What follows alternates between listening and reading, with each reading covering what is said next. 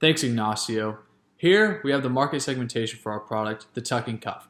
We chose the target of Austin, Texas because due to the rise in the young population there, we believe that this is a great spot to launch a new quote-unquote trendy product. Currently, Austin has 224,221 people between the ages of 18 and 24 living in Austin, Texas, and that number is continuously growing on a day-to-day basis. According to TripAdvisor.com, East Austin, which is home to South by Southwest, is home to East Austin is one of the most quote-unquote hip cities of the U.S. With this, TripAdvisor states that 50% of young men believe they have an influence on current apparel trends. Next, according to an article written by Forbes magazine, 16% of men state that their style gives them an advantage or a tool to set them apart from other people.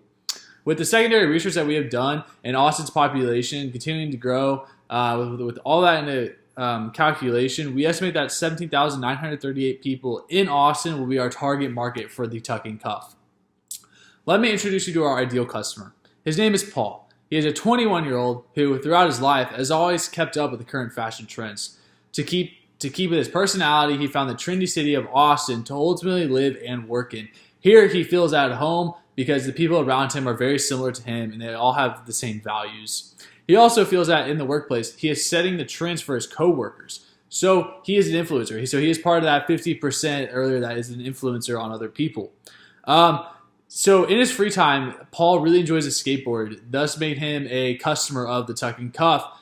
He feels the need for this tuck and cuff because when skateboarding, sometimes his jeans get caught on the bottom of the skateboard, the grip tape.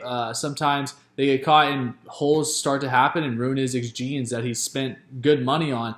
Whereas if he could have bought the tuck and cuff, he would save money and also save his jeans. Ultimately, Paul considers himself to be a trendy man, which allows him the opportunity to go shop and find the latest trends like the tuck and cuff.